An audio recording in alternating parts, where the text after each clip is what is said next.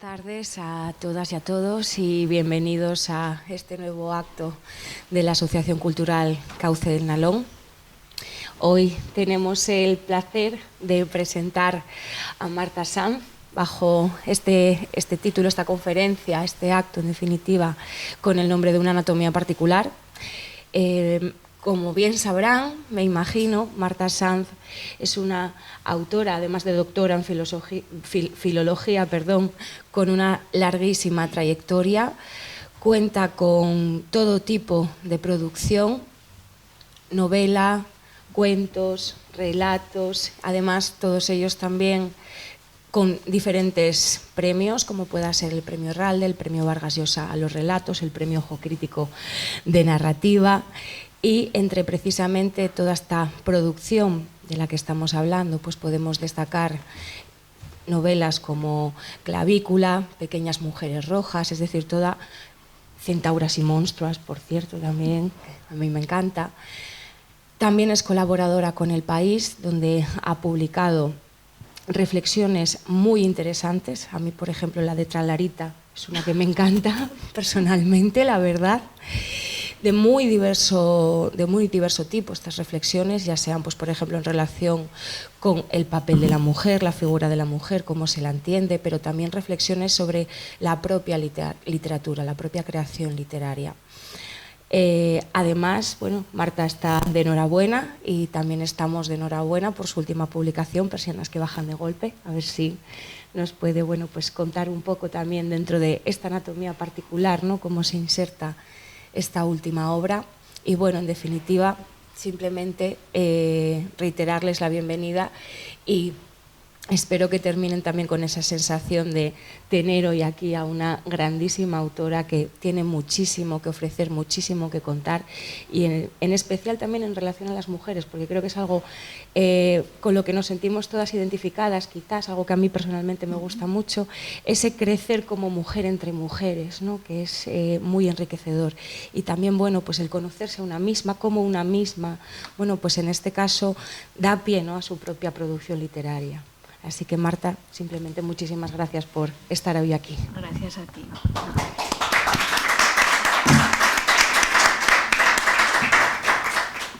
Bueno, muchísimas gracias a todos y a todas por haber venido aquí esta tarde a la Casa de la Huelga, que, como bien me anunció Kiko, es un sitio tan hermoso y tan peculiar como él me contó, no exageraba.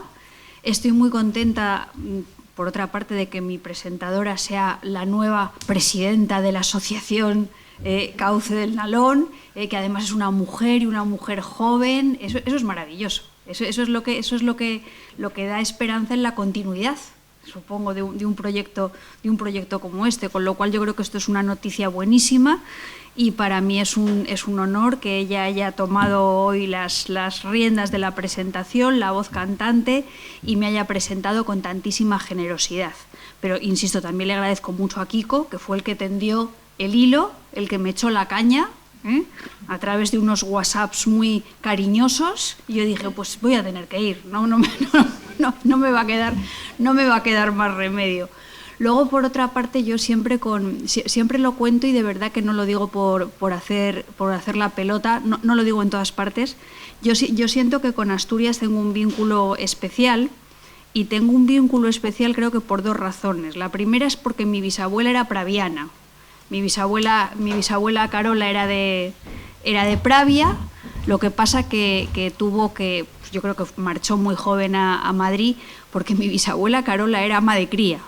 Y entonces fue a asistir a los hijos de un viudo con el que se terminó casando, que este era mi bisabuelo Manuel, que era tratante de ganado, debía ser o algo así, y residente en el barrio de Lavapiés, que sabéis que es un barrio bastante típico de Madrid. El caso es que yo tenía una bisabuela praviana que me mira desde el salón de mi casa, porque tengo una fotografía de mi bisabuela Carola, y yo lo miro y digo, joder, pues que cada vez me parezco más. se nos van cayendo así los ojos de la misma manera y tenemos así la boquita apretadita, pequeña. Digo, madre mía de mi vida, yo cuando era pequeña veía a aquella señora que era como antiquísima y digo, pero qué pronto, qué deprisa pasa el tiempo. Cada vez me parezco más a mi bisabuela Carola. Entonces, yo tenía esta bisabuela praviana, pero no conocí Asturias hasta bien mayor. O sea, no vine a Oviedo, a Gijón, luego últimamente he estado también en Mieres, estuve en Luarca, he estado en varios sitios de Asturias, es mi primera vez en Langreo, pero el caso es que vine mucho a raíz de que me dieron el premio Tigre Juan. El Tigre Juan en Oviedo, con una novela que se llamaba Daniela Astor y la caja negra, y os cuento la anécdota del Tigre Juan porque creo que es bastante graciosa. Ya sabéis que el premio Tigre Juan es uno de los premios probablemente más limpios del mundo. Hay un jurado de profesores de la Universidad de Oviedo, de la Universidad de Gijón, bibliotecarios y tal, que se pasan todo el año, y cuando os digo todo el año, es todo el año, leyendo novelas y comentando novelas para elegir la mejor novela publicada del año. Y son implacables, y además de implacables no tienen ningún interés económico, ni tienen ningún contacto con nadie, ni nada, o sea que es un premio verdaderamente muy de valorar. Entonces, se pusieron en contacto conmigo y me dijeron que había quedado finalista del premio Tigre Juan y que, pues, que el fallo se haría público tal día, tal hora, en tal sitio, pero a mí no me dijeron nada más. Y entonces a mí me coincidía el fallo del premio Tigre Juan con un viaje a Jalapa, México. Y pensé, hombre, a Oviedo tengo más oportunidades de ir que a Jalapa, y entonces yo a Jalapa me fui. Y mandé a Chema, mi marido, como representante. Digo, tú te vas al premio, digo, y si nos lo dan, pues estupendo, y si no nos lo dan, también, pues te haces un viajecito a Oviedo y tal. Y le di un papelito para que lo leyera como en los Oscars, casi, en el caso de que lo ganáramos. Y oye, y lo ganamos. Lo ganamos ex aequo Sergio del Molino con una maravillosa primera novela que publicó que se llamaba La hora violeta, en la que él contaba un hecho muy dramático que fue la muerte de su hijo de 2 años. Y ex aequo con Daniela Astor y la caja negra, que es una novela que ahora comentaré con vosotros. Y el caso es que ahí se fue Chema, leyó su eso, y ahora en Oviedo lo único que quieren es a él. A mí dicen, no, que venga Chema, que tú ya total no viniste a recoger el Tigre Juan ni nada. Y a raíz de la concesión de ese premio Tigre Juan es cuando yo empecé a venir con cierta asiduidad a Asturias, y bueno, y donde vengo casi todos los años es a la Semana Negra de Gijón. La Semana Negra de Gijón vengo muchísimo, me lo paso sensacional, tenéis un privilegio aquí al lado, porque fijaos, yo creo que de los pocos sitios del mundo donde verdaderamente cristaliza el concepto de cultura popular, en el sentido de que hay gente muy relevante y muy sesuda hablando de sus obras, al mismo tiempo que está la rifa y la pulpería y nadie se distrae. Está todo el mundo concentrado de lo que está, y te estás tomando allí un vino y al mismo tiempo estás oyendo hablar, yo que sé, a Belén Gopegui de su última novela o a quien sea, ¿no? Y es verdaderamente un lujo. Allí, precisamente presentando Monstruos y Centauras, que es un pequeño ensayo sobre feminismo que yo escribí en el año 2019, me llevé una de las alegrías de mi vida. Es la vez que más he firmado en mi vida. Tenía yo una cola que no me la merecía, pero es que además había chavalas jóvenes con una camiseta que ponía Monstruos y Centauras, y dije, ostras, esto me sentí como Madonna, me sentí como una estrella de la canción y tal. Entonces, claro, vuelvo sin parar porque es una manera de que me suba el ego. Yo, la charla esta que quería aquí compartir con vosotros, bueno, comentando lo que decía Noelia, larguísima trayectoria. Tengo una larguísima trayectoria porque he trabajado mucho. No porque sea mayor, sino porque he trabajado mucho.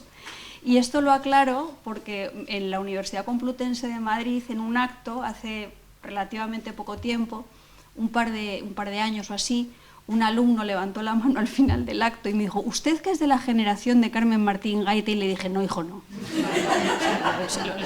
Mira, o sea, tu madre podría ser, pero no, estas confusiones no, porque Carmen Martín Gaite, que es una escritora admirabilísima, con la que yo agradezco mucho que me emparentes por motivos literarios, pero generacionales, no. Entonces, esto hay que aclararlo siempre, ¿eh? Yo tengo esta larguísima trayectoria, no por edad, sino porque he currado como una leona, o como una centaura, o como una monstrua, no sé, trabajé muchísimo. Me mencionaba Noelia lo de las columnas del País, que ya sabéis que ya no hago columnas en el País los lunes, ahora las hago los jueves alternos en la sección de cultura. Entonces, bueno, pues ¿qué le vamos a hacer? Supongo que la jefatura de opinión decidió que yo había contado lo que podía contar, pero esto tiene que ver probablemente con una nueva concepción del periodismo basada en, lo veníamos comentando en el coche, con la hegemonía de las redes frente al papel. Yo no sé cómo vosotros leeríais la columna del País, pero yo creo que mis lectores eran fundamentalmente lectores en papel. Y en las redes no tengo eso que se llama tráfico. Ahora hay que tener tráfico en las redes. Y tampoco soy de esas personas que cuando publican una columna la van divulgando por todas partes porque me sentiría muy pesada. Yo recibo muchas columnas de muchos amigos todas las semanas y a veces digo, ¡oh, qué pesados! Entonces, no quiero ser así de pesada.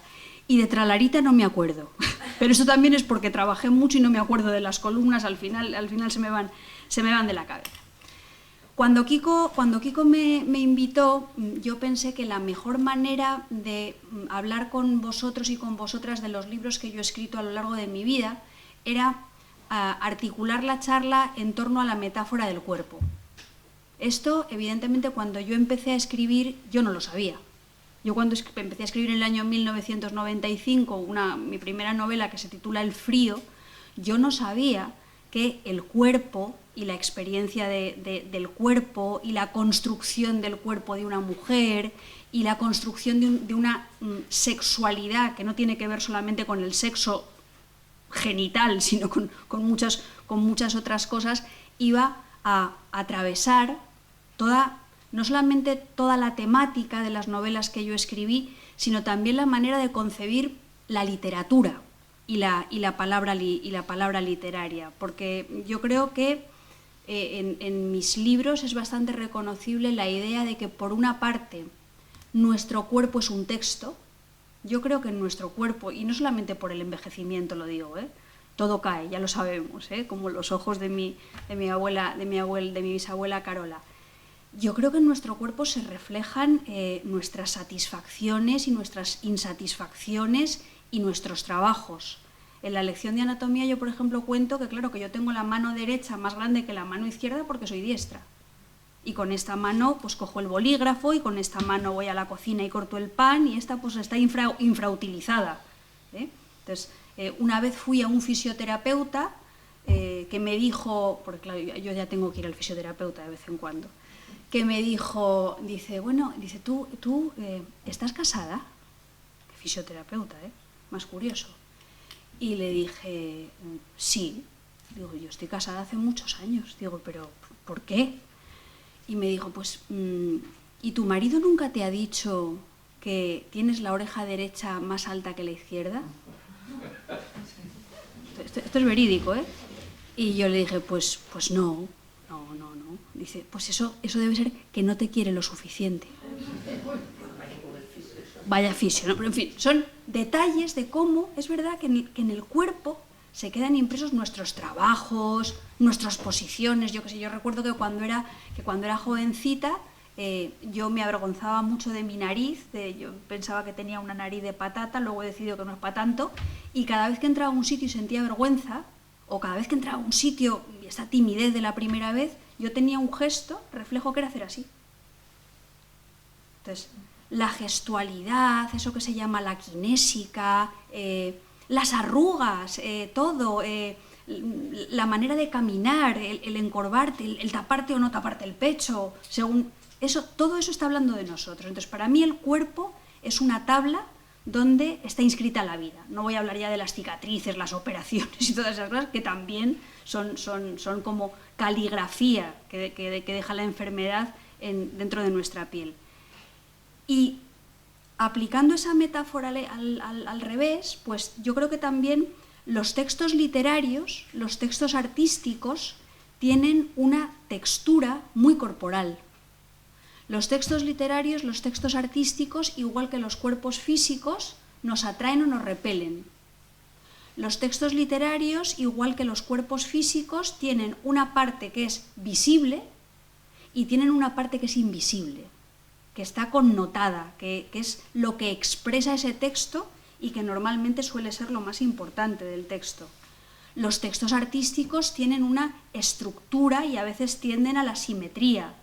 Los textos artísticos utilizan muchas veces metáforas de carácter sensorial, que tienen que ver eso con la fisicidad, con la temperatura, con las cosas que son visibles, con los sonidos, que es lo que hace que la realidad se alce en la página como si fuera un cuento de esos que leen los niños, en los que abres la página y se levanta el castillo. Entonces, se utilizan muchas metáforas que tienen que ver con lo corporal. Entonces, esa idea de que el cuerpo es un texto y de la misma manera el texto es un cuerpo, recorre toda mi escritura. Y como os decía, yo al principio, cuando empecé a escribir la primera novela, no lo sabía.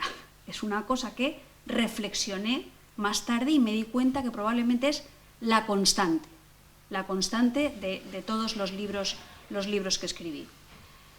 ¿Con qué se relaciona esa constante de todos los libros que escribí? Pues yo creo que esa constante se relaciona con el hecho de que yo soy una mujer que escribe. Y os recuerdo que durante mucho tiempo, no sabría calcular cuánto, las mujeres, no solamente en la cultura, sino también en la vida, en la realidad, hemos sido cuerpo, solo cuerpo. Las mujeres tenemos alma hace 3 días y voto hace menos.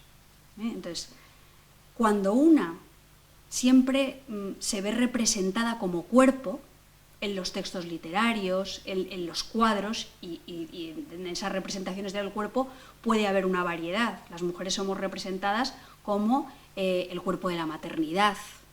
Esa maternidad y ese cuerpo de la maternidad puede ser protector y sacrificado y santificado, o puede ser esa madre homicida depredadora, como por ejemplo la madre de Norman Bates en Psicosis. Hay distintas maneras de ver el cuerpo de la mujer en la maternidad. O la mujer se puede representar también, por ejemplo, como esa mujer fatal que arrastra al hombre a la perdición. La novela, y no solamente la novela negra, está llena de mujeres que arrastran al hombre a la perdición, desde Eva, desde Lilith, que fue supuestamente la primera mujer de Adán, hasta nuestros días. Entonces, eso queda ahí, eso forma parte de mi cultura, de mi metabolismo, de mi cuerpo. Esa idea sobre el cuerpo de las mujeres forma parte de mi cuerpo, la tengo metabolizada, la tengo interiorizada. Otra cosa que aprendí con el paso del tiempo, que leer tiene mucho que ver con metabolizar nutrientes.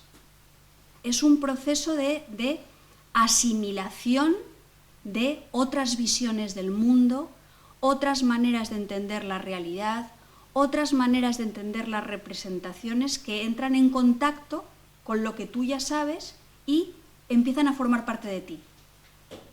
Yo últimamente digo, allá donde voy, a propósito de esto de la teoría de la cancelación y todas estas cosas, que por mi occipucio, y el occipucio es una cosa que debemos tener por aquí, yo uso la palabra porque me suena bien, no sé exactamente lo que es el occipucio, pero por aquí debe de andar el occipucio. En mi occipucio está Galdós. Yo fui comisaria, esto es maravilloso, fui comisaria de una exposición que se hizo en Madrid sobre Galdós con Germán Gullón, que era el que realmente sabía de Galdós. Yo estaba allí para hablar de una visión de Galdós más actualizada. Pero bueno, en mi occipucio está Galdós.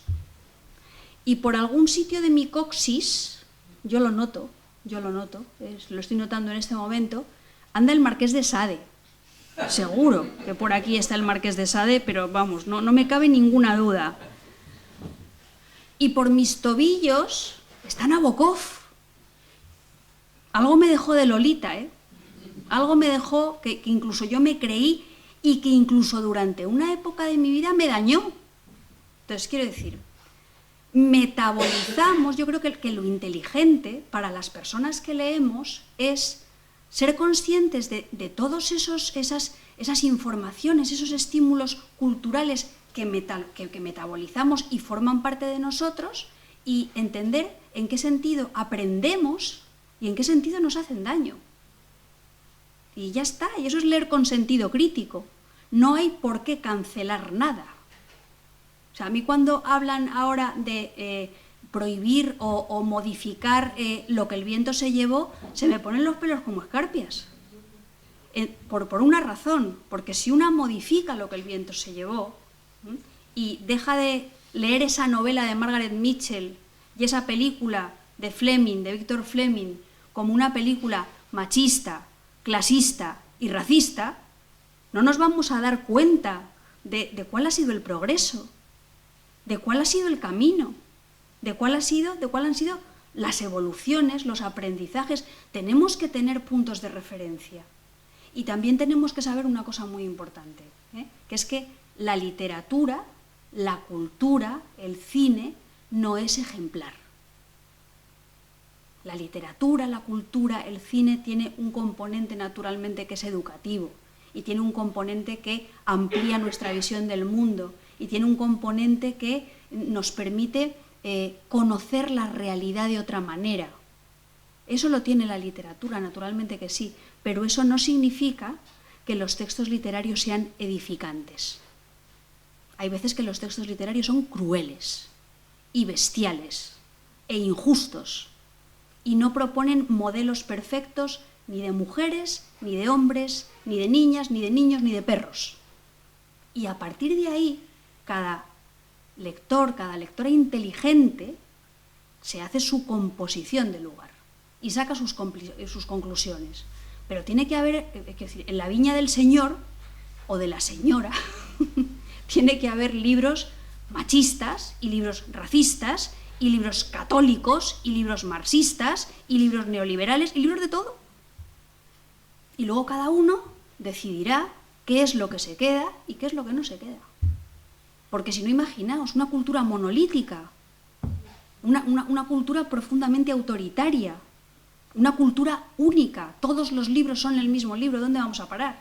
Entonces, yo me niego a que mi cuerpo sea tan ortodoxo, y soy así como practicante de las heterodoxias, e insisto, y de la necesidad de construir la conciencia crítica que nos permita, por ejemplo, identificar las verdades de las mentiras. Vivimos en la cultura de las fake news, de la posverdad. ¿Por qué? Porque claro que naturalmente somos cada vez más ingenuos y más ingenuas. Estamos acostumbrados a leer solo la superficie de los cuerpos, no el interior, no lo que hay por detrás de lo que se dice instantáneamente en un tuit. Hablamos desde una visceralidad superficial. Entonces, por eso yo os decía que esa idea de que el texto como cuerpo, el cuerpo como texto, enlazaba con una manera de comprender el acto de leer como metabolismo. Entonces, yo soy mujer, yo sé que aquí tengo a Galdós, que el Marqués de Sade ande por aquí, que por aquí anda Lolita, no me voy a cortar un dedo, en absoluto, pero al mismo tiempo voy a buscar, voy a indagar en otras maneras de mirar y de decir. Voy a intentar rentabilizar, sacarle partido a todos mis aprendizajes, voy a reconocer las violencias que esos aprendizajes han infligido sobre mi anatomía y sobre mi inteligencia, y al mismo tiempo voy a intentar, pues eso, buscar otra voz. Entonces, lo que estamos haciendo, yo creo, las escritoras actuales, y por eso hay ahora, creo que muchas escritoras que son interesantes, no porque sea una moda, es que estamos haciendo dos cosas a la vez. Por una parte, estamos, de algún modo, demostrando que podemos asumir las maneras de entender la literatura de la tradición, y en ese sentido utilizamos voces polifónicas y narradores omniscientes, y hablamos por boca de los hombres, y utilizamos personajes y narrativas más o menos convencionales, y al mismo tiempo estamos hablando con la lengua de las demonias. Estamos hablando desde un lugar que no es el canónico, que no es el hegemónico, que no es el autorizado. Y en ese cajón desastre de la lengua de las demonias hay grandísimas poetas y estupendas mujeres que escriben literatura autobiográfica. Como por ejemplo Annie Ernaux, que afortunadamente ha ganado el premio Nobel este año. Y yo me alegro. y lo tengo que decir. Entonces, esa ya os digo que es la constante que recorre todo lo que escribí. Desde la primera novela, que se titulaba El frío, y que en realidad es una especie de toma de conciencia de cómo una concepción del amor romántico que yo, como todas nosotras, como todos nosotros, hemos aprendido de los libros y de las películas, pues se había clavado dentro de mí y me estaba haciendo polvo. Yo a mí misma, yo solita. Queriendo, de una manera absolutamente vampírica, a una persona que me dejó.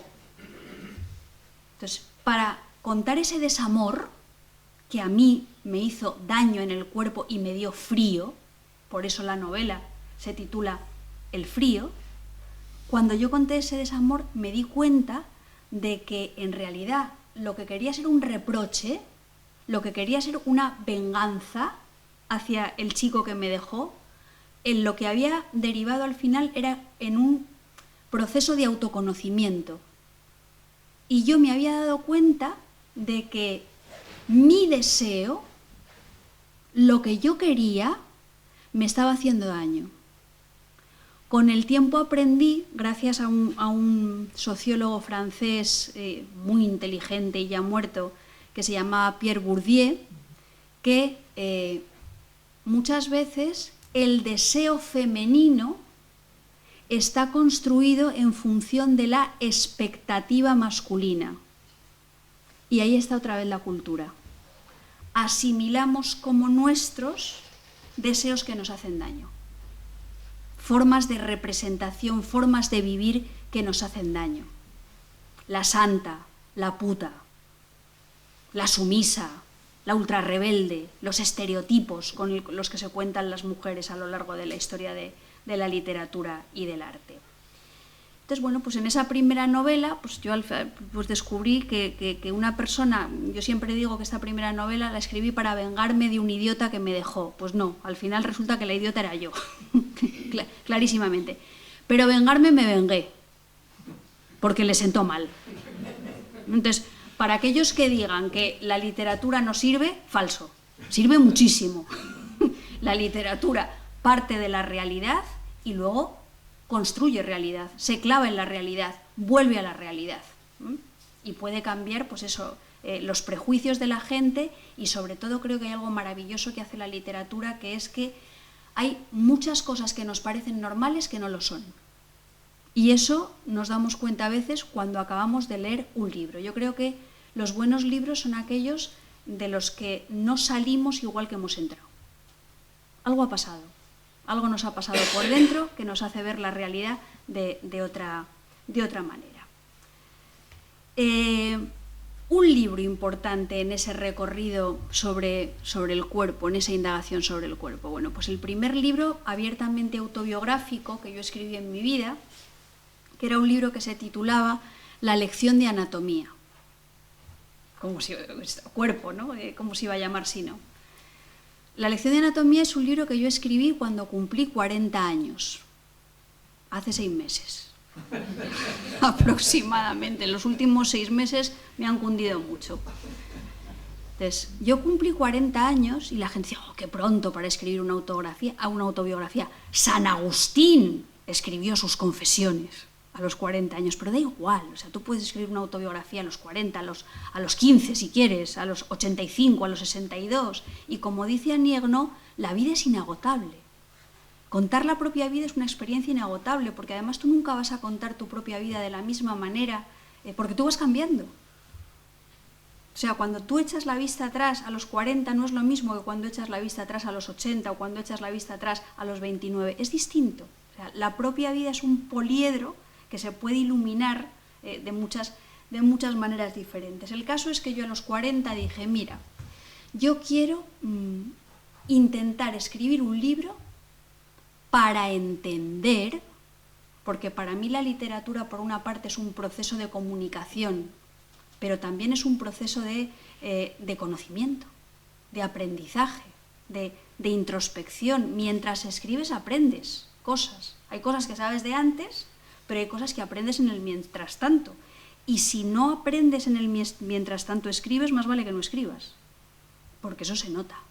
Y al final todo resulta como muy imperativo y muy monolítico. Entonces, yo quería escribir un libro para contar, para intentar reflexionar cómo yo me había convertido en la mujer que me había convertido a los 40 años, con todos mis defectos y con todos mis complejos y con todas mis virtudes también y con todas mis cabezonerías y mis maneras de querer, por qué yo era esa mujer en función de mi relación con otras mujeres de mi vida. Yo quería hablar de mis abuelas, yo quería hablar de mi madre, yo quería hablar de mis compañeras del cole, de quienes todavía me acuerdo, y de mis compañeras del instituto, y de las mujeres con las que empecé a trabajar. O sea, yo quería ver cómo las conversaciones entre las mujeres, los relatos de las mujeres sobre otras mujeres, pues hacen de nosotras las personas que somos, ¿no? Y lo que os tengo que decir, porque esto me parece muy revelador, si yo escribiera ese libro ahora, no solamente porque yo ya tenga una trayectoria muy larga, sino porque es un tema que ahora tiene interés, las editoriales se lo quitarían de las manos. Dirían, qué interesante, esto no se ha contado. En el año 2008, 2009, que es cuando yo escribí la lección de anatomía, no lo quería ninguna editorial. Ninguna, absolutamente ninguna. ¿Y sabéis por qué?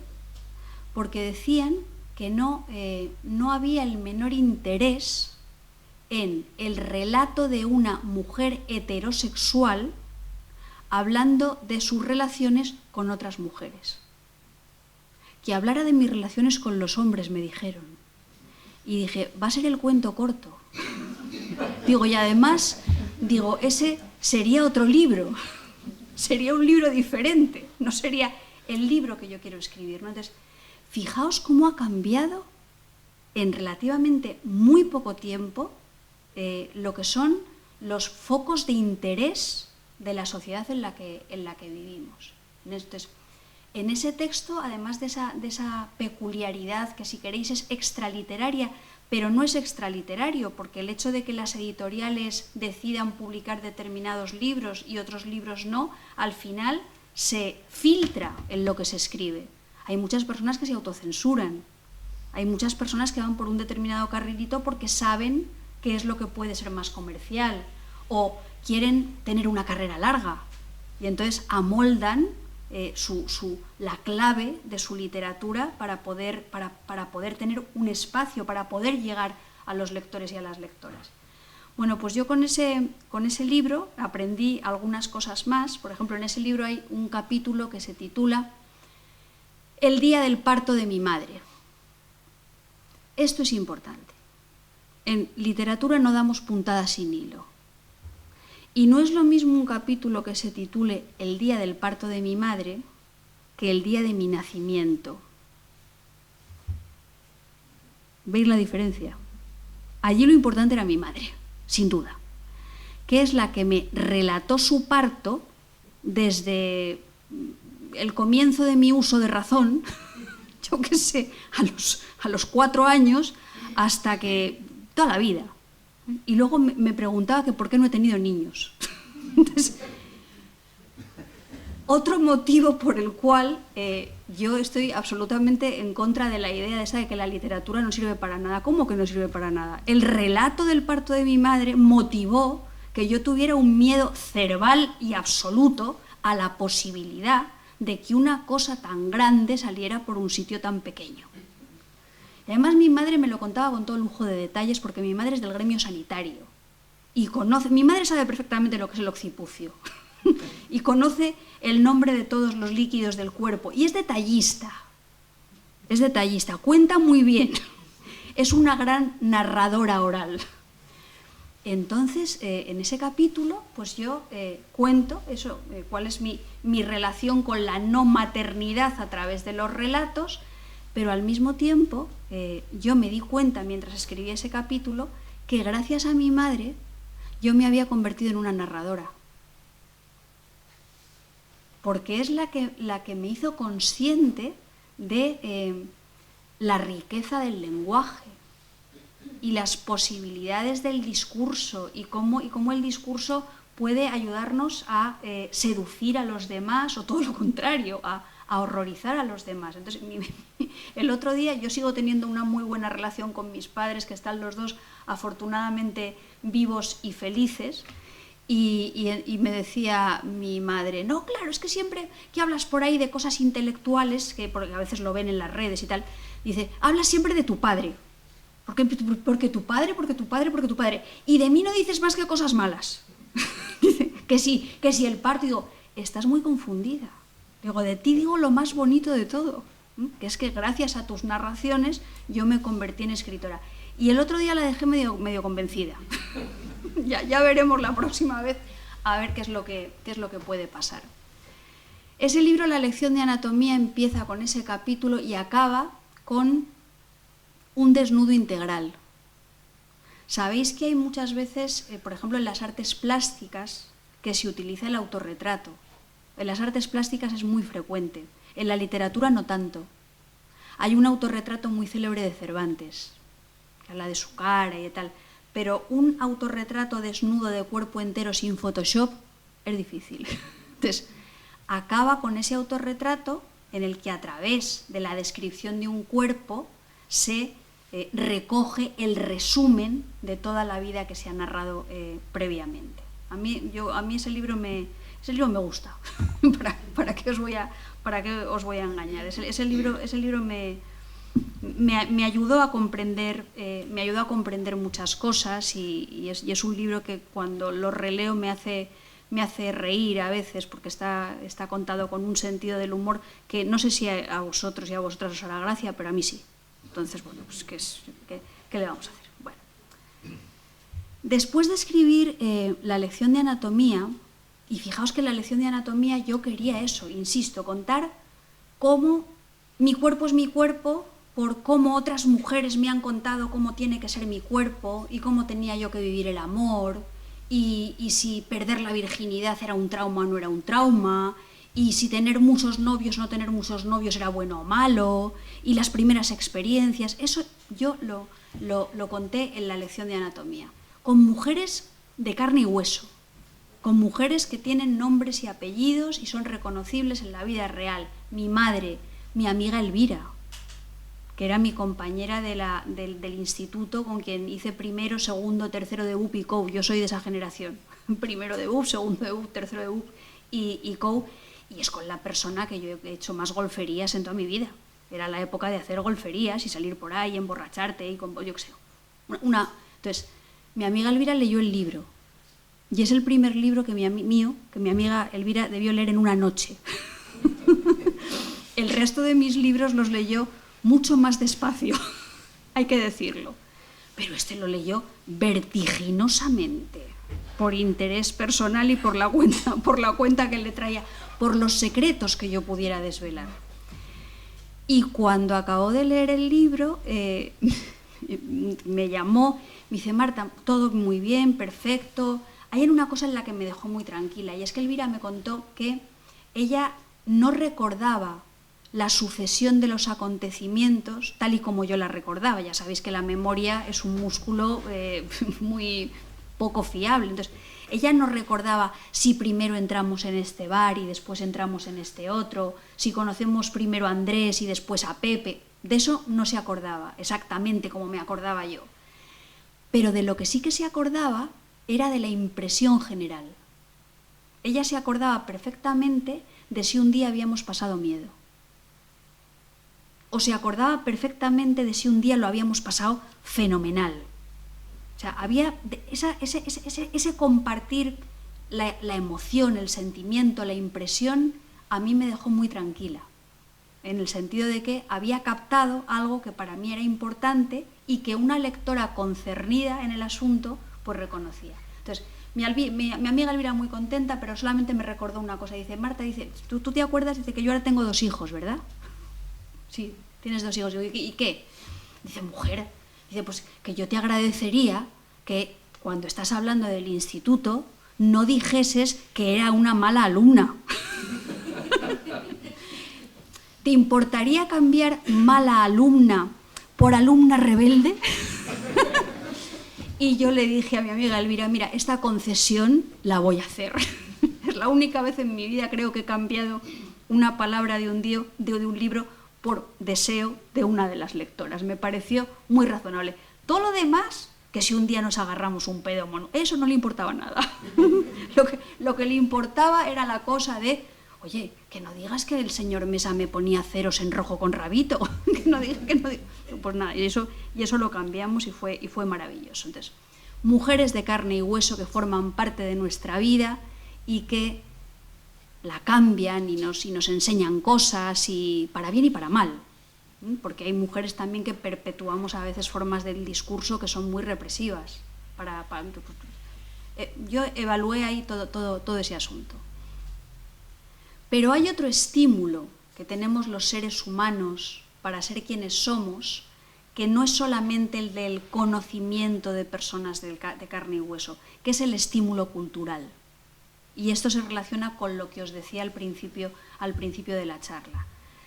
Yo escribí un libro que se titulaba Daniela Astor y la caja negra, que es por el que me dieron el premio Tigre Juan, para contar cómo la realidad, nosotros, se relaciona muy, muy estrechamente con sus representaciones. No solamente con las personas con las que compartimos, sino también con las representaciones y los relatos de la realidad. Entonces, yo como niña de la transición tengo muy presente la figura de mi madre, pero tan presente como la figura de mi madre, tengo la figura de Nadiuska y la de Amparo Muñoz. Yo quería ser Amparo Muñoz. A mí mi madre me importaba un pimiento. Para mí mi madre no era un modelo de virtudes. Yo quería ser Amparo Muñoz. Yo quería ser María José Cantudo. Yo quería ser Agatha Lis. Me parecía, yo qué sé, Marisol. Yo quería ser Marisol en la portada de Interview y tener ese culito en pompa y esa flor amarilla en la mano, ser tan monísima. Y quería ser tan admirada y tan deseada y tan estupenda, ¿no? Entonces, en Daniela Astor y la caja negra yo hablo de eso, de cómo a veces tenemos lo que se llamaría una especie de modelo aspiracional que es absolutamente ridículo. Y que a veces tenemos un modelo aspiracional que nos hace pupa, que nos hace daño. Yo recuerdo todavía en la época de la transición, y esto a mí no me pasó porque yo era pequeña, pero yo tenía una tía que lamentablemente murió prematuramente, mi tía Maribel. Mi tía Maribel era una mujer guapísima, muy guapa, que se metía en el metro en Madrid, y cada vez que se metía en el metro en Madrid alguien le tocaba el culo. Era la época del culo, el magreo, el no sé qué, el no sé cuánto. Entonces mi tía Maribel llevaba en el bolso un alfilerito. Entonces cada vez, ¡ping! Entonces, es gracioso, pero si lo piensas no tiene ninguna gracia. ¿Por qué? Porque si en ese momento mi tía Maribel hubiera dicho en el vagón de metro, tío cerdo, deje usted de tocarme el culo, probablemente la gente le hubiera dicho, no te pongas minifalda en los toros, porque vas así, si vas provocando. Ella sabía que era mejor hacerlo en silencio. Y otra cosa más perversa. había mujeres que si se montaban en el metro y no eran tocadas, no se sentían lo suficientemente deseadas. Todo eso tiene que ver con los estímulos culturales. Todo eso tiene que ver, por ejemplo, con un género cinematográfico que yo analicé muy pormenorizadamente en esa novela, que era el fantaterror español.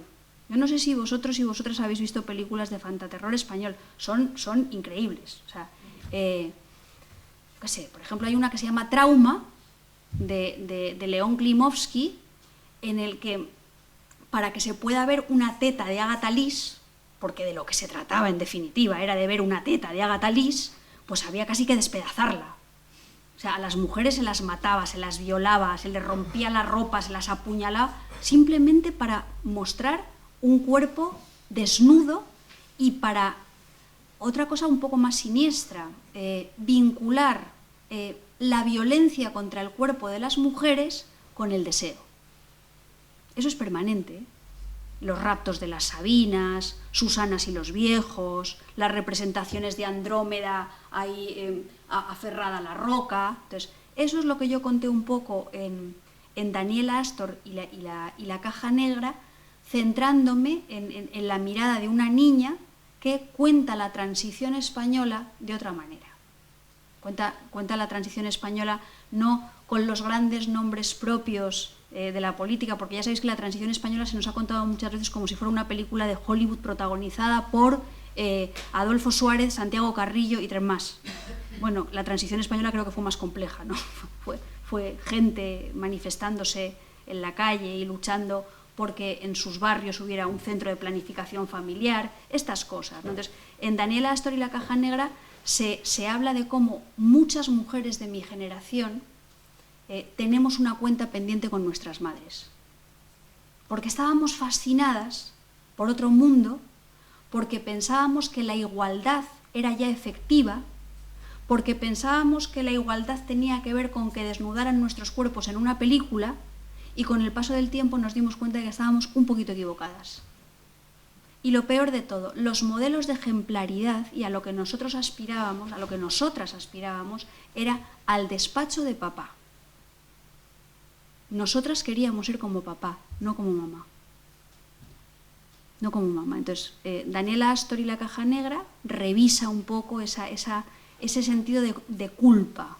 Ese sentido de culpa y esa ingenuidad que a muchas mujeres nos hizo abandonar el feminismo como causa porque pensábamos que era algo ya conseguido. Y luego la realidad ha mostrado tozudamente que estábamos muy equivocadas. Y no tenéis más que ver las cifras de muertas que hay. Y no tenéis más que ver cómo yo creo que la violencia económica, la desigualdad económica, al final en lo que se traduce es en violencia sexual. Todo está, yo creo que está ahí todo relacionado, el cuerpo, la economía. Hay quien dice que el cuerpo de las mujeres es un campo de batalla, pues seguramente en ese sentido tienen razón. Para no daros mucho más la paliza y que me podáis preguntar cosas, si queréis, solamente voy a mencionar dos textos más. El primero es Clavícula, y este lo traigo ahora a colación precisamente porque en Clavícula se habla de eso, se habla de cómo nosotros tampoco, pero nosotras especialmente por la desigualdad histórica, por cómo nuestras diferencias se han convertido en desventajas a lo largo del tiempo. Pues cómo esa desventaja económica, esa precariedad de las formas de vida que hacen que las mujeres estemos a menudo en riesgo de exclusión y pobreza y tengamos una tasa de temporalidad de contratos temporales no deseados mucho más alta y vivamos eso que se llaman los techos de cristal y todas esas cosas que están todo el día nombrándose en los medios de comunicación.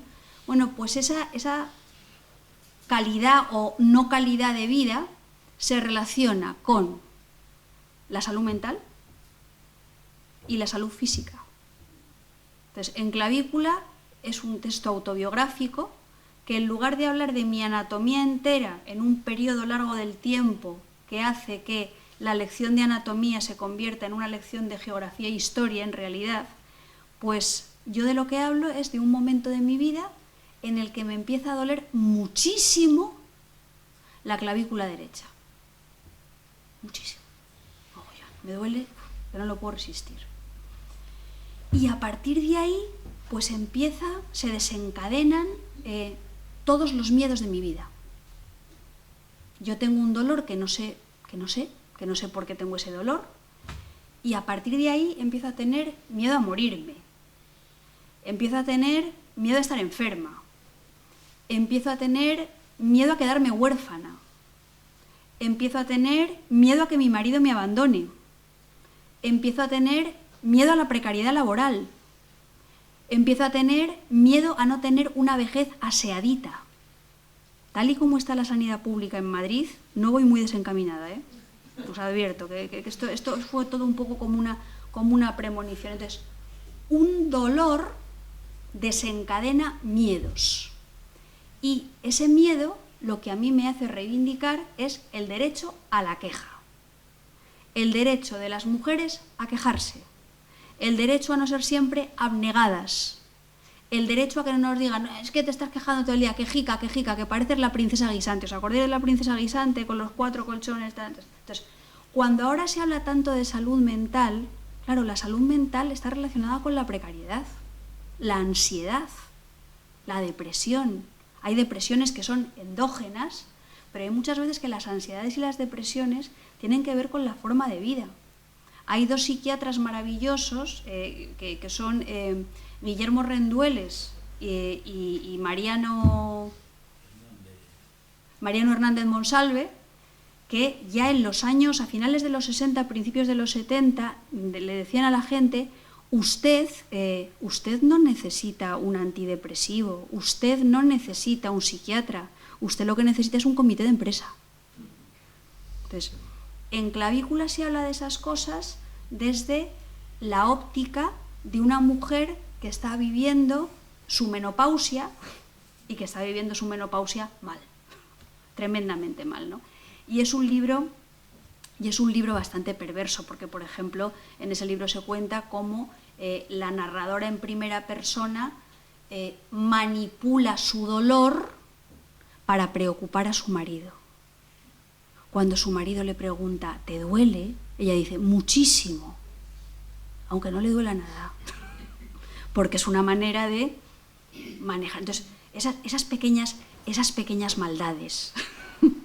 Por una parte hay una reivindicación de injusticias, pero también hay un retrato de pequeñas maldades que es cómico.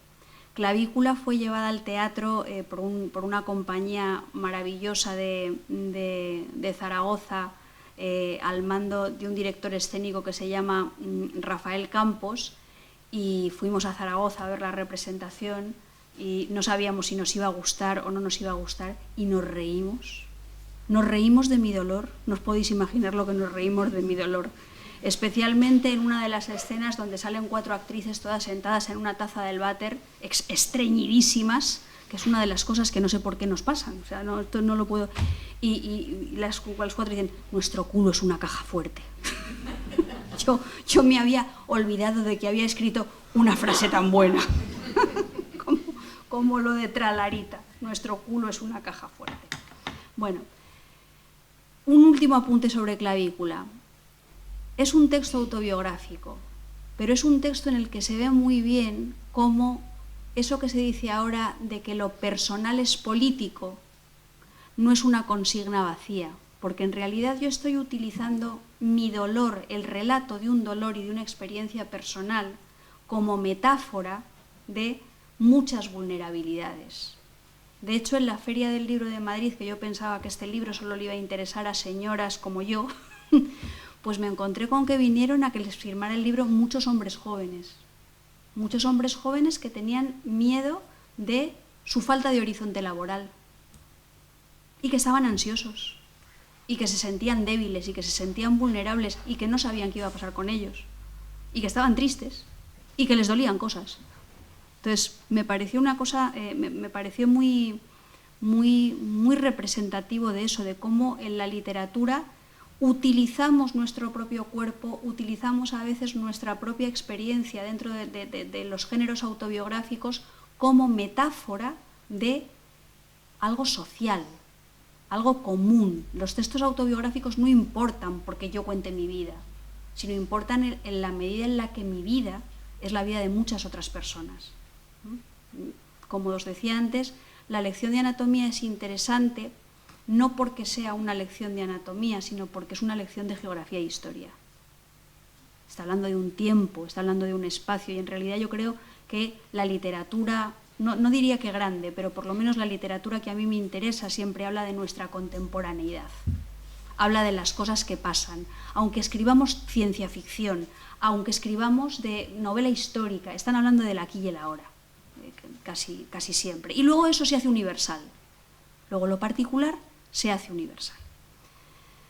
Por último, en Pequeñas mujeres rojas, que es una novela con la que yo acabé la trilogía de un detective que se llama Arturo Zarco, a mí en Pequeñas mujeres rojas me obsesionaba contar algo que ya os he comentado antes, que es cómo se representa la violencia contra el cuerpo de las mujeres, cómo cuando tú estás escribiendo el texto donde una mujer es violada, vejada, maltratada, asesinada, acuchillada, lo que queráis, o cuando se filma, eso se convierte en un texto morboso.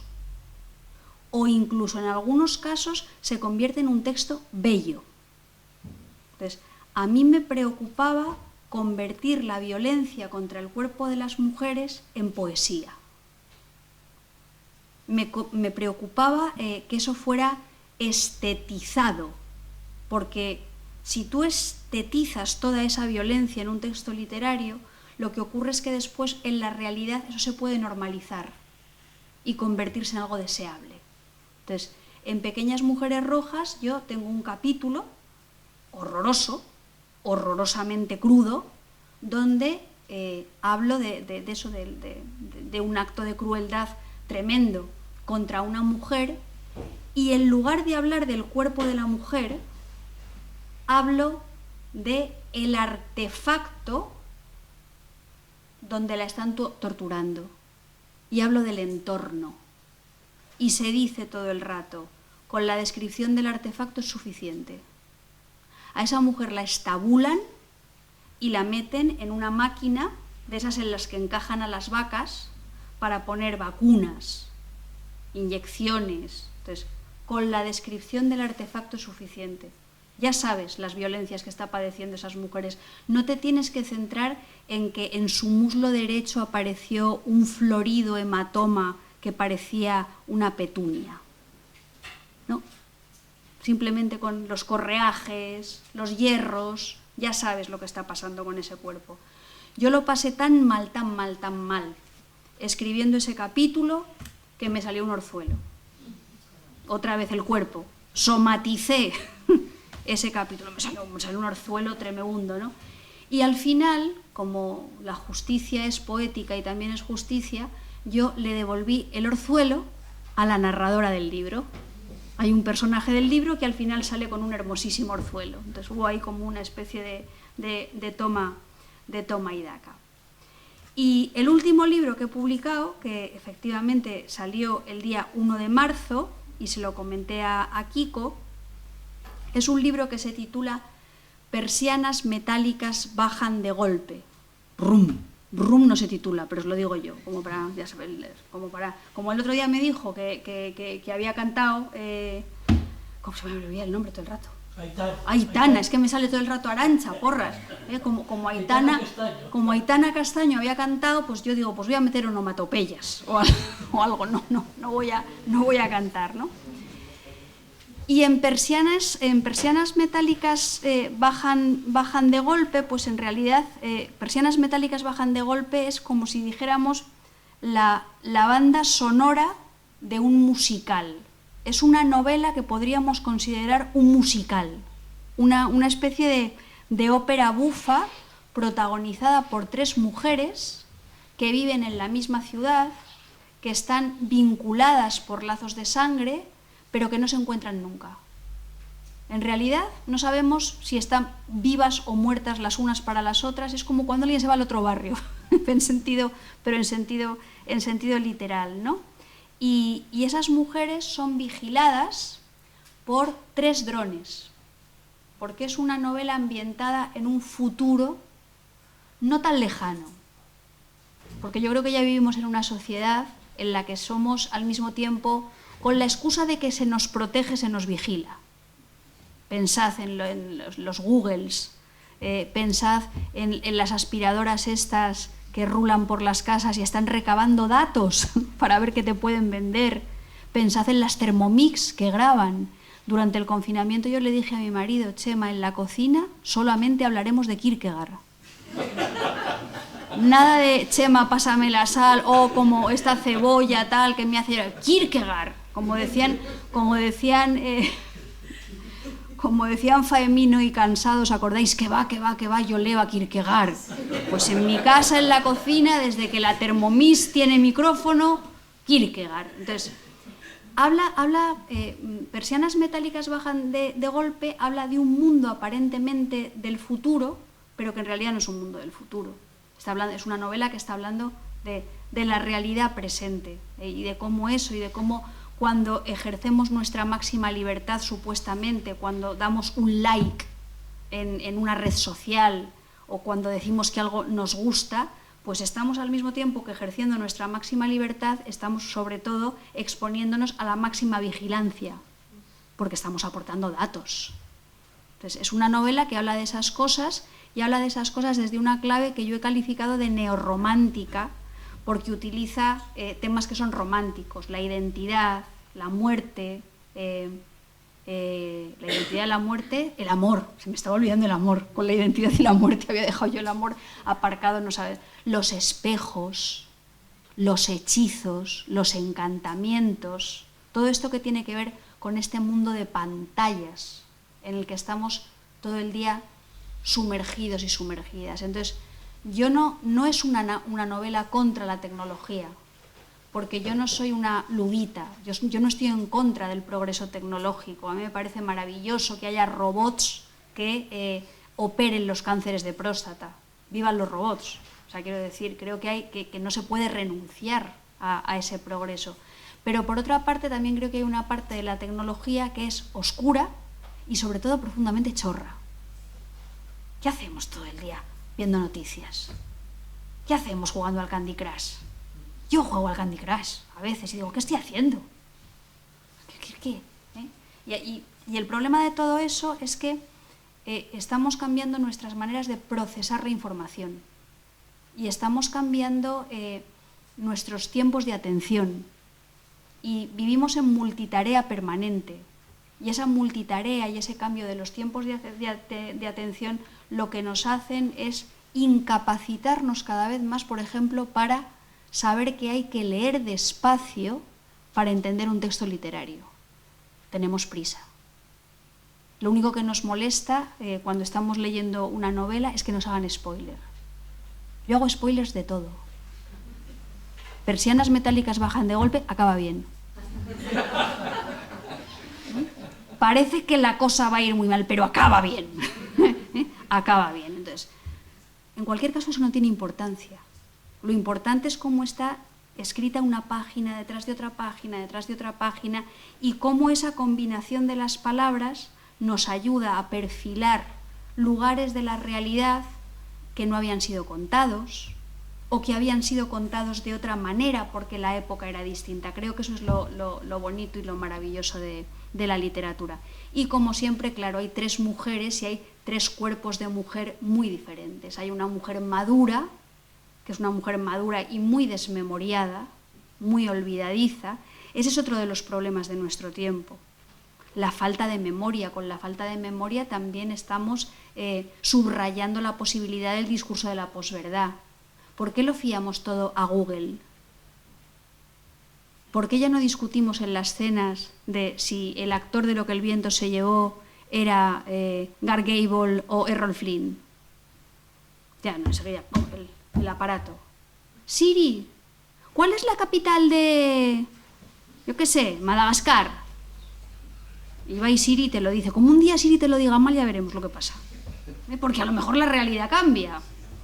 Entonces, sobre todas esas cosas habla esta novela. Entonces, una mujer madura y desmemoriada, una mujer joven y fuerte y hermosa y potente y poderosa que se mueve por la ciudad al ritmo de las coreografías de TikTok, que son espantosas y lamentables, lo siento mucho, y una niña encerrada en su casa, que está basada en un personaje de una niña que yo vi en la televisión, que era una niña que durante el confinamiento salió en la tele, había sacado muy buenas notas en tercero de la ESO, porque su vecino le había prestado un ordenador.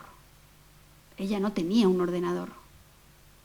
Cuando se habla de la democracia digital, ostras, cuidado, que hay una brecha importante en lo digital que tiene que ver por una parte con la edad y por otra parte con la pasta, con las dos cosas a la vez. Y parece que esto, y también se nos dice que el discurso de las redes es neutro, una leche, el algoritmo es blanco y hombre, y probablemente estadounidense.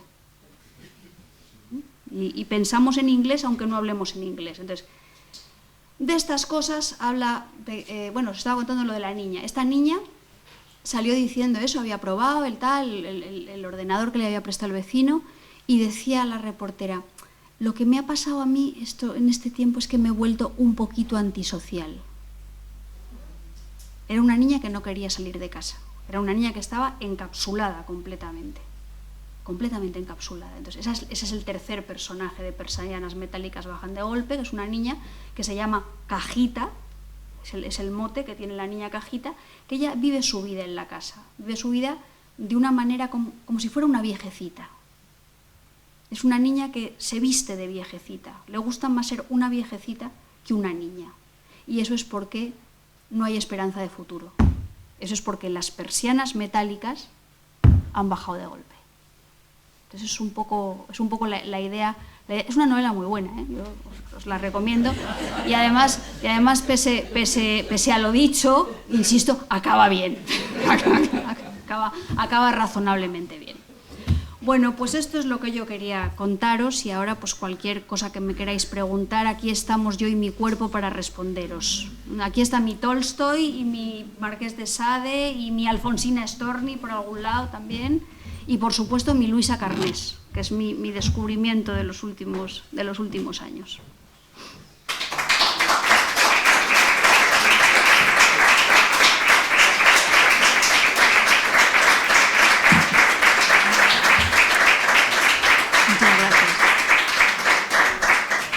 Y tenéis que saber también que le agradezco mucho a mi marido, a mi Chema, que es el que me trae y me lleva. O sea, vosotros no lo sabéis, pero además él es un personaje de clavícula. No solamente tenéis a la autora, yo me traigo a los personajes a las charlas. ¿Qué más se puede pedir? Y si no me preguntáis vosotros, os pregunto yo. A ver. Sí. Bueno, yo quería felicitarte porque uno no está muy acostumbrado. Yo creo que se oye. Vale. Uno no está muy acostumbrado a que cuando alguien venga a dar una charla, una conferencia, pues sea a la vez divertida y amena, ¿no? Y dijiste muchas cosas que a mí me parecen muy interesantes. Esto es muy curioso, ¿no? Las cosas te parecen interesantes cuando están de acuerdo con lo que tú piensas. Suele ser así. Pero, por ejemplo, hiciste una reflexión sobre la necesidad, yo creo, de no tocar los textos antiguos. Los textos. Me parece totalmente aberrante. Hace poco leía que en El Principito, uno de los personajes que aparece, que es la culebra, una editorial argentina decidió retirar la culebra porque era un símbolo fálico y pusieron no sé qué otro bicho. Realmente es tan importante saber qué se escribió, saber qué cosas se construyeron, saber qué películas se hicieron, porque eso nos educa y sabemos de dónde venimos. Yo creo que tendría que haber una ley que prohibiera absolutamente cambiar los textos, que se escriban otros nuevos. Eso me gustó. La importancia de la literatura. Yo también creo, como tú, que la literatura tiene que transformar, y cuando lees un libro que te gusta, un libro bueno, sales distinto, ¿no? Hay un personaje, según lo estabas contando antes, de América. Es decir, la literatura es tan transformante que es capaz de dar nombre a un continente como es América. Es decir, Colón lo descubrió, pero realmente fue porque Américo Vespuccio, me parece que se llamaba, pues escribió una historia realmente divertidísima de mujeres, de hombres, de monstruos, de tal manera que la literatura cambia, ¿no? Y transforma el mundo. Y la pregunta... yo, por cierto, la primera novela que leí fue la de Lección de Anatomía, ¿no? La novela de Paz, que empezó, bueno, con mucho humor, tiene un humor por ahí. Y la pregunta que yo te quería hacer era... el momento de creación. Es decir, ¿tú tienes una idea determinada y utilizas la literatura para poner en práctica esa idea? Es decir, reflexiones, además la mayoría son autobiográficas, ¿no? O realmente cuando tú te enfrentas a la literatura, a lo que tú estás creyendo, creando, según vas avanzando en ese proceso creativo, van surgiendo las nuevas ideas a donde te llevan. Bueno, muchas gracias por la pregunta y muchas gracias por los comentarios y muchas gracias por haber leído la lección de anatomía. Primero, antes de contestar a la pregunta, quiero comentar algo que has dicho sobre lo de los textos. Fijaos que es que encima nos movemos en un mundo con unas contradicciones que son ya la repanocha. Dentro del discurso progresista y dentro del discurso feminista y dentro siempre se dijo, se utilizó una consigna que era aquello de que lo que no se nombra no existe. El lenguaje inclusivo tiene sentido porque lo que no se nombra no existe. Y es una de las razones por las cuales decimos vosotros, vosotras y este tipo de cosas, y lo hacemos como un gesto de voluntad política, inclusiva, aun sabiendo que la lengua tiende a la economía, aun sabiendo que el género no es lo mismo que el género gramatical, pero hay una voluntad de reflejar una disconformidad a través de un juego con el lenguaje, a través de un uso diferente con el lenguaje. Entonces, lo que no se nombra no existe. Entonces, los gordos no existen, la gente enferma no existe, la gente que se duele no existe. Hay que nombrar, o sea, vivimos en una sociedad en la que no hay ballenas, como la película última esta que han estrenado. Entonces, es una cosa, para unas cosas sí, para unas cosas no. Entonces, es un terreno muy, muy, muy farragoso. Luego, evidentemente, los puntos de referencia, la evolución. Si la literatura está relacionada con su contemporaneidad, tendremos que saber que en un determinado periodo de la historia, pues el esclavismo era normal. Era normal y se consideraba incluso, no, ¿cómo decir? O sea, que los que tenían muchos esclavos eran personas muy admirables. O sea, esto, tenemos que saber de dónde venimos, tenemos que tener memoria, sobre todo para que no nos engañen y para que no nos mientan en lo que es el presente. Y luego yo que vengo del mundo de la didáctica, de lenguas extranjeras y de literatura y tal, había una consigna didáctica que era maravillosa, que decía algo así como: la dificultad nunca reside en el texto, reside en la tarea. Es decir, los textos no hay que cambiarlos. Un texto escrito en el siglo XIV es un texto escrito en el siglo XIV, y si tú quieres enseñar lo que tú sabes de ese texto a los otros y quieres desarrollar las destrezas de comprensión lectora de los otros, lo que tienes que hacer son buenas preguntas o dar buenas explicaciones para que ese texto sea asequible. Además, si en la literatura el fondo y la forma son indisolubles, en cuanto cambie una palabra, cambia el texto. En un texto literario no es lo mismo decir, si yo tengo esta botella delante, en un texto literario esta botella puede ser una botella, o puede ser una botella de agua medio llena, o puede ser una botella de agua medio llena con un tapón de rosca azul a través de la cual yo veo al público asistente. Es la misma botella. El referente real es el mismo, pero la elección de tres maneras distintas de decir es lo que enriquece el texto literario y lo que hace que todos los textos no sean el mismo texto. Entonces, ¿qué hacemos cambiándole las palabras a Roald Dahl? O sea, a ti Roald Dahl te puede caer como una bala, y te puede parecer un señor insoportable o te puede parecer un tío maravilloso y provocador o lo que sea, pero no se pueden cambiar las palabras. O sea, es que es una cosa completamente absurda. Respecto a cómo hago yo las cosas que hago, yo siempre digo, yo escribo de lo que me duele. O sea, yo lo que hago normalmente como escritora tiene que ver con un proceso muy sencillo. Yo me fijo en las cosas que pasan.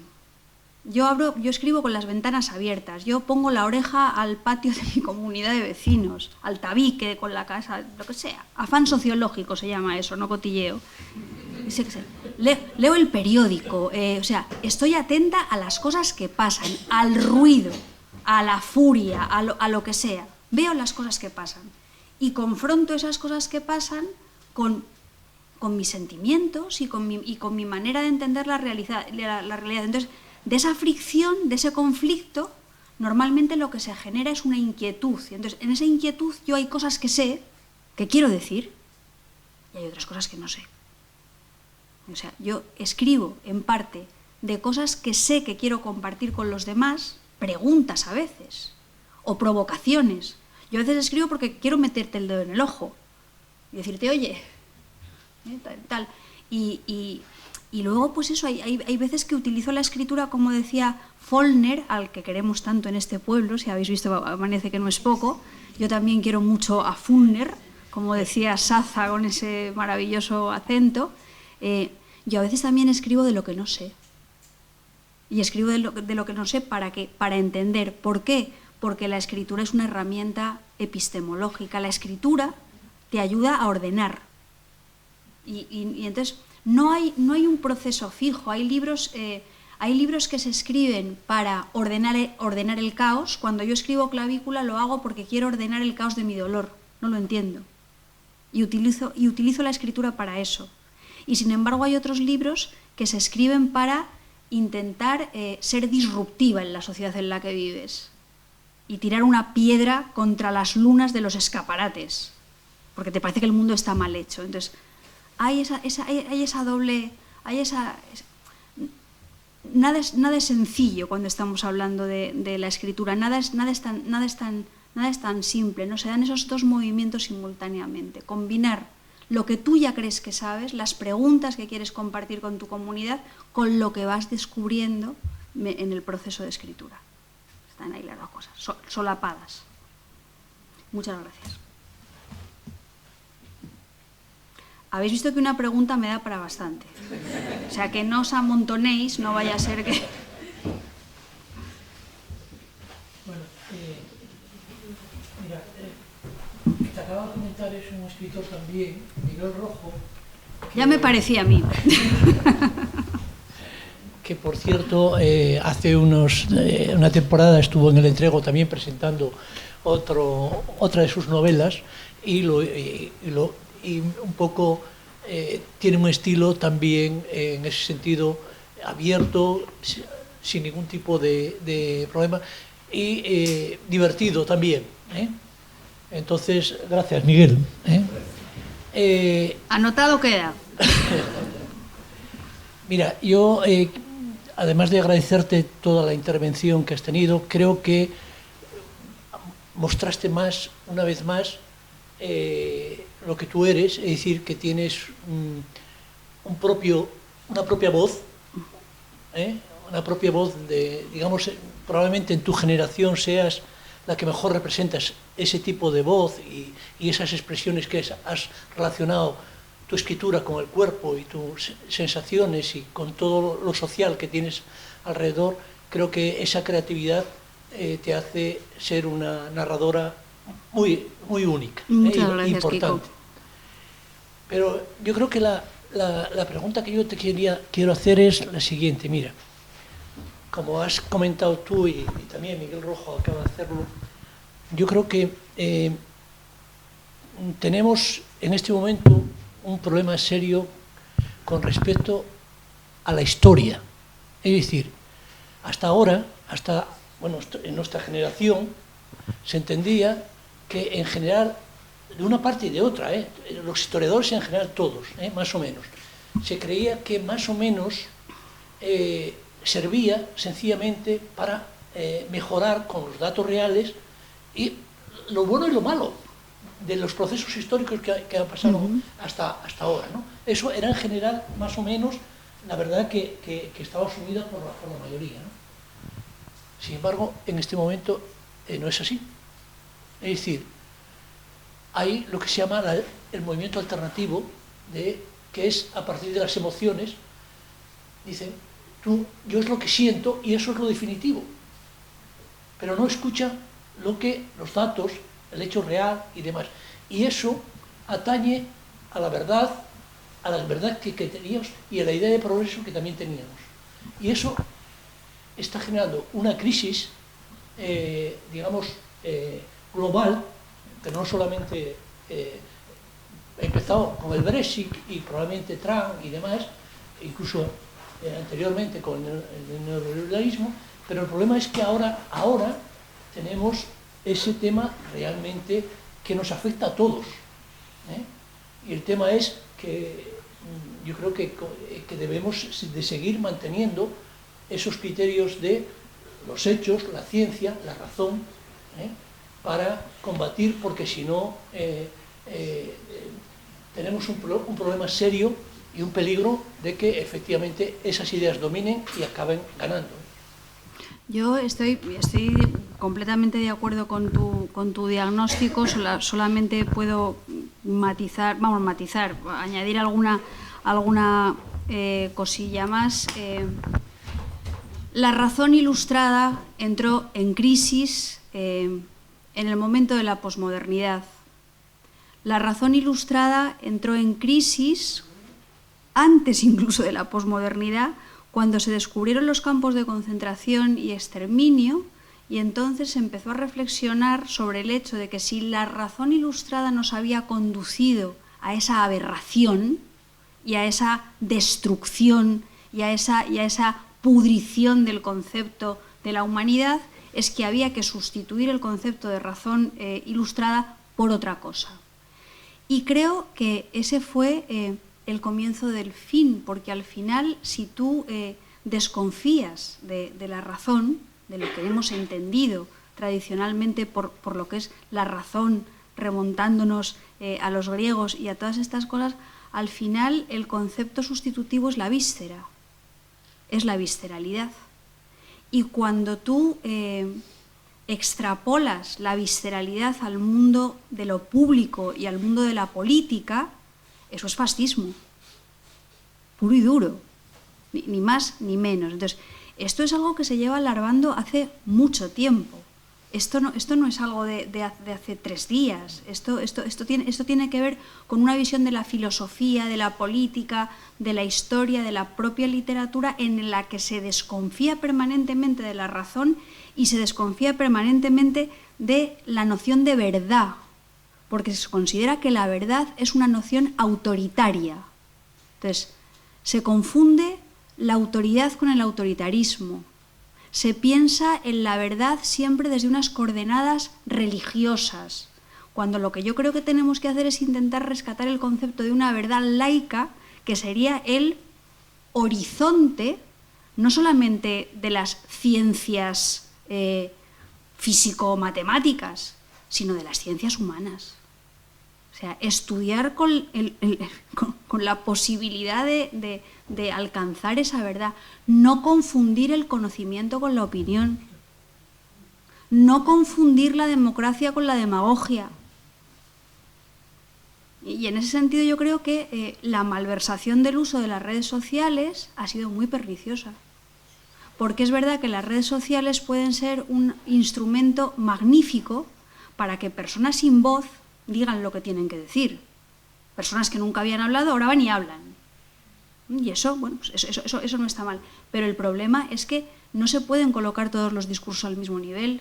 Insisto, y no se puede sentar cátedra de cosas que no sabes, y no se puede perder la noción de criterio, y no se puede devaluar el conocimiento, los estudios, y no se puede hacer un elogio sistemático de la ignorancia, y no se puede decir que eres alguien clasista cuando, ¿cómo decir? Cuando, por ejemplo, el otro día, John Banville dijo que él iba a dejar las novelas y que iba a dejar la literatura y la narrativa y todo, porque se había despojado al arte de una de sus características inherentes y definitorias, que es la dificultad. Entonces, un clasista, porque el arte tiene que ser asequible. No, señor, el arte hay veces que puede ser asequible, pero hay veces que ese plus de dificultad que tiene el arte, lo que nos motiva es para empinarnos un poquito. El problema es que ya no nos queremos empinar un poquito. Y el problema es que yo creo que ya nadie cree que puede aprender nada de nadie.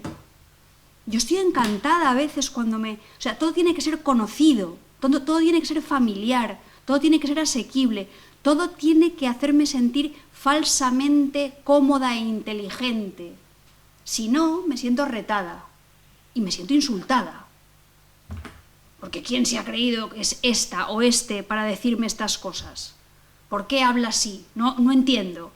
Es que tenemos que hacer el esfuerzo de entender. Yo cada vez disfruto más cuando me siento en un sitio y me pongo a escuchar a alguien que me está contando cosas que me suenan extrañísimas y que yo tengo que pensar y me tengo que colocar en otro lugar y tengo que reformularme mis prejuicios y tengo que informarme para poder... Entonces, eso es maravilloso, eso es lo que hace a los seres humanos evolucionar. Eso a mí no me hace sentirme insultada, eso a mí me hace sentirme respetada.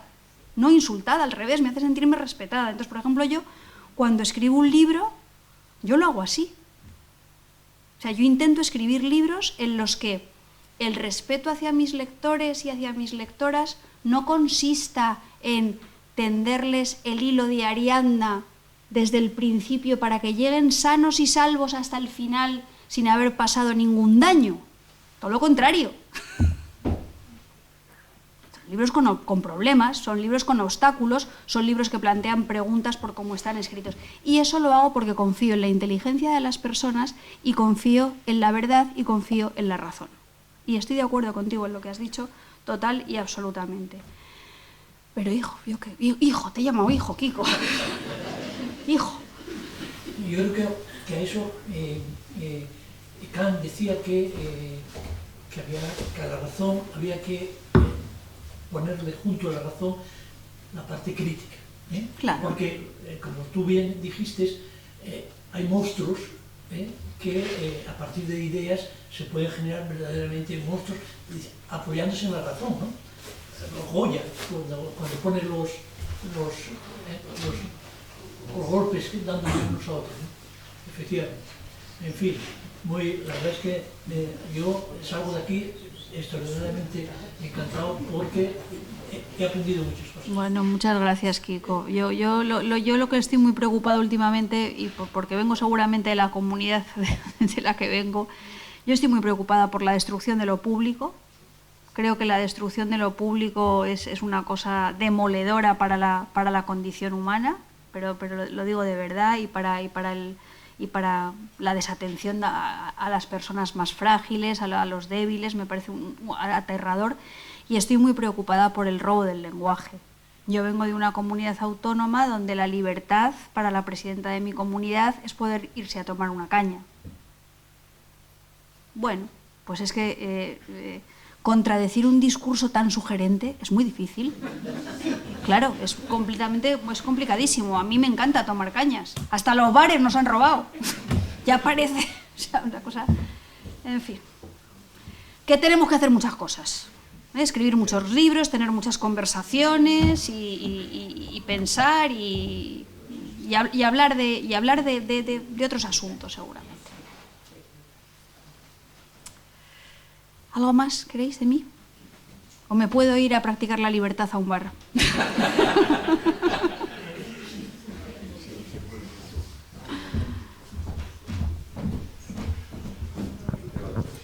Bueno, pues antes de presentar el acto para la semana que viene, Marta, otra vez muchísimas gracias, a vosotras.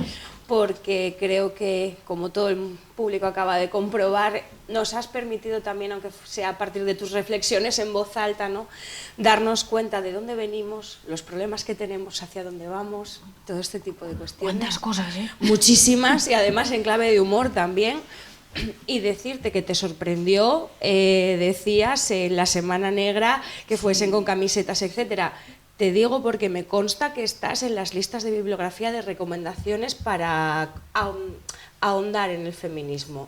Me parece muy bien. Entonces, en ese sentido, se explica también por qué tuviste esa repercusión. Sí. Eso tiene también a lo mejor que ver, una vez me escribió Ángel de la Calle, que es el organizador de la Semana Negra, y me dice: Marta, mira lo que me ha pasado en un autobús en Gijón. Dice, detrás de mí había 2 mujeres hablando de Daniela Astor y la caja negra.